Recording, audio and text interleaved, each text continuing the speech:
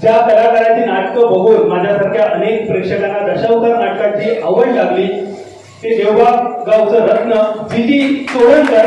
जोरदार टाळ्या जीजी आपल्याला विनंती सन्मानपूर्वक आपण व्यासपीठावर यावं. अगदी थोडक्यात व्यासपीठावर आल्यानंतर आपण जीजींची ओळख पाहूया, कारण जीजींची ओळख करून देण्या एवढा मी मोठा नाहीये, पण आजच्या युवा पिढीला सुद्धा जीजींची ओळख होणं तेवढंच गरजेचं आहे. आणि त्यामुळे आज अगदी थोडक्यात जीजींची आपण ओळख ऐकूया. जीजी आपल्याला विनंती आपण मुदमत येऊन थांबावं.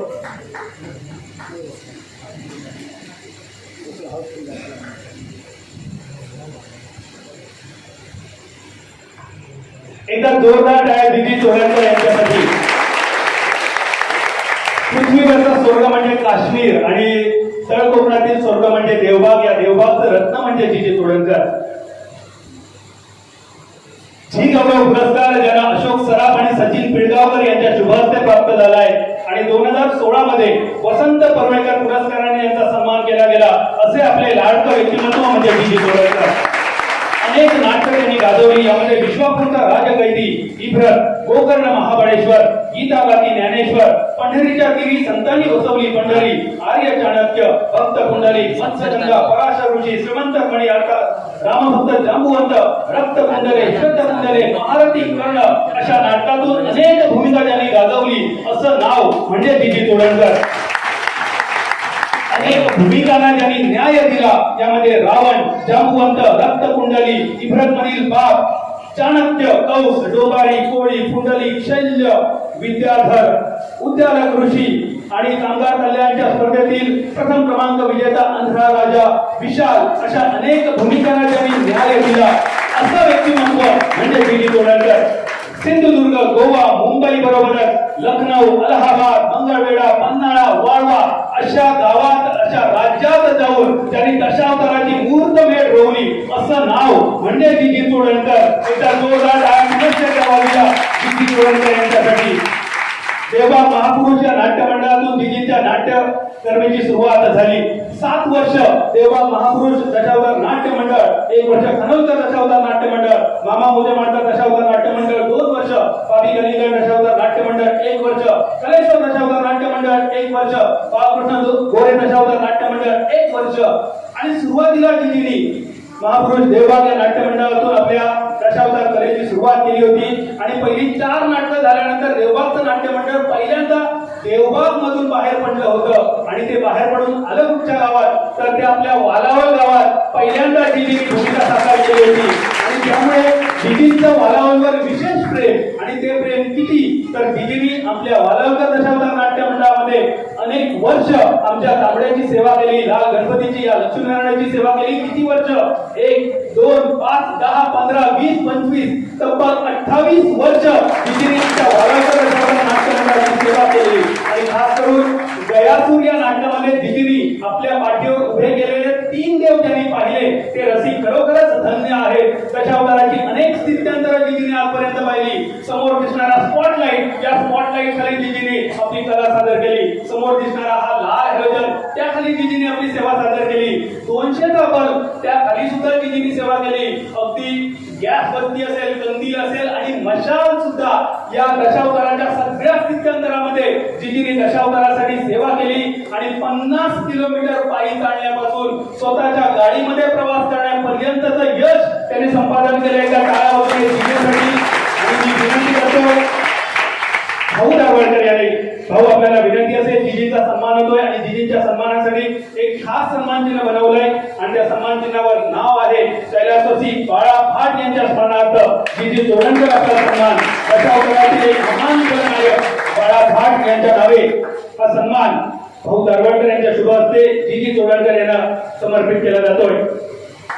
काय वाजत राहू दे मित्रांनो, कारण दशावतारातील आज वेळा आपण पाहतो, दशावतारातील अनेक कठीण प्रसंग आणि कठीण दिवस आपल्या लाडक्या जीजींनी अनुभवले. आणि त्यातून तावून सुखावून निघालेला हा हाडाचा कलाकार आज लक्ष्मीनारायणाच्या साक्षीने जीजी आपला सन्मान होतोय. ज्या लक्ष्मीनारायणाचं नाव घेऊन गेली अनेक वर्ष आपण दशावताराची सेवा केली, त्या लक्ष्मीनारायणाची प्रतिमा, परमेश्वराचा आशीर्वाद असणारे भरलेलं श्रीफळ, प्रेमाची मायेची आपुलकीची शाल आणि पुष्पगुच्छ देऊन जीजींचा सन्मान होतो भाऊ दाभोळकर यांच्या शुभ हस्ते.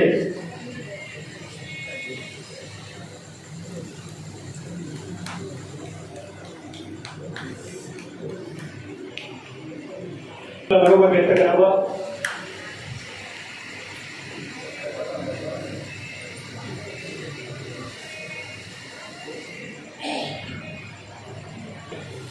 नारायण आम्हा कलावंतांचं आराध्य दैवत श्री गणपती गजानन, माझे गुरुवर्य श्री महापुंडे, माझं सरदारस्थान राष्ट्रपती पुरस्कार विजेते श्री बाबीनारायण, या स्मितावर इतर मान्यवर, माझे व्यवसाय बंधू आणि माझ्या कलेवर नितांत प्रेम करणारे तुम्हासारखे रसिक हो, आज ज्या रंगमंचावरून मी या ठिकाणी बोलतो आहे त्याच रंगमंचावर 14 वर्ष या ठिकाणी मी अनेक भूमिका केल्या. त्यातल्या काही भूमिका हैदराबाद सुद्धा राहिल्या. या ठिकाणी नारायण मंदिरामध्ये मंदिराच्या पासून ते कानाकोपऱ्यात निहाळून पाहतोय. काय पाहत असेल तर या ठिकाणी नाटक सुरू असताना हा सभामंडळ एवढा गच्च भरून जायचा आणि अशा काही व्यक्ती होत्या की त्या व्यक्ती त्यांची ठराविकच जागा होती. त्या जागेवरच त्या व्यक्ती बसायच्या आणि त्या ठिकाणी आम्हाला प्रतिसाद द्यायचा. म्हणून मी ज्ञान पाहतो आहे त्या जागेवर कुणी आहे का. बरेच जण पडद्याच्या आड गेलेले आहे. आता त्यांच्या आत्म्यात गेले त्यांची राहतो.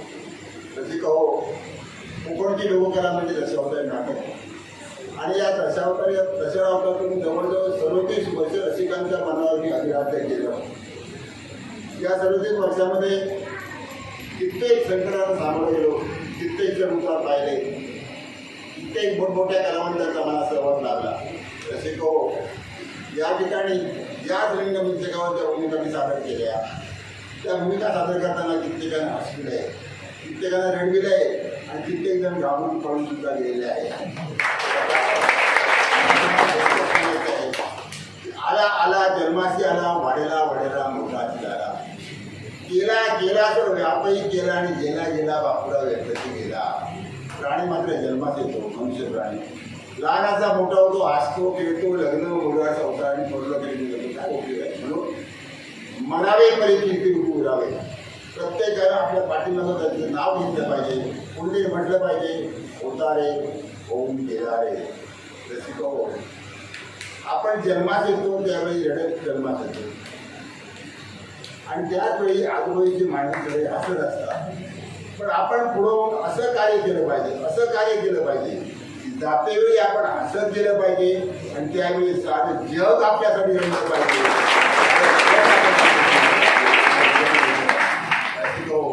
या ठिकाणी या नारायणाची मी 14 वर्ष सेवा केली. सेवा करताना कधी मागचा पुढचा विचार केलेला नाही. एखाद्या वेळी 2-2, 3-3 सुद्धा भूमिका मी नाटकामध्ये केल्या. त्यावेळी प्रकार वेगळा आणि आता प्रकार वेगळा. तुम्ही पाहता ज्या हातामध्ये गदा घेऊन रंगमंच जणांना सोडला त्याच हातामध्ये आता हा 3रा अंक या ठिकाणी ऐकत आलेला आहे. म्हणून तुम्हाला मला सांगायचं आहे की माणसाचं जीवनमध्ये 3 अंकी नाटक आहे. पहिला अंक असतो बालपण, 2रा अंक असतो तारुण्य आणि 3रा अंक असतो वृद्धापकाळ. भाऊ, बालपण खेळता निघून जातो. पहिला अंक संपला. 2रा अंक तारुण्य, लग्न, मुलं, संसार म्हणता 2राही अंक संपला.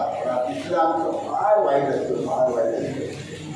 या 3ऱ्या अंकात त्यांनी प्रवेश केला त्या ठिकाणी अनेक रोग आधी व्याधी टपून बसलेले असतात. तरी सुद्धा या 3ऱ्या अंकाला मी जास्त मत वगैरे झाला. कारण हा 3रा अंक सहजासहजी सर्वांच्या नशिबी नाही. या 3ऱ्या अंकात प्रवेश करायला पूर्वसुरूप पाहिजे, पूर्वजन्मेची पूर्वकुंडही पाहिजे आणि तो त्या 3ऱ्या अंक या 3ऱ्या अंकात प्रवेश केलेला आहे. या ठिकाणी आज मी इथे आलेलो आहे. 4 दिवसापूर्वी कुठले 4 आयोजक आमच्याकडे घरी गेले होते आणि त्याने सांगितलं असत आहे. मला किती आनंद झाला कारण नारायणच माझ्या घरी मला बोलवायला आला आहे. आणि या ठिकाणी इमानीबाई तांबड्याची सेवा केली. अर्थात त्या नारायण मला कशाची कमतरता दिलेली आहे. सगळं काही चांगलं आहे. आता काय आहे, जन्मात झालेला आहे तो पूर आजमध्ये जाणार आहे.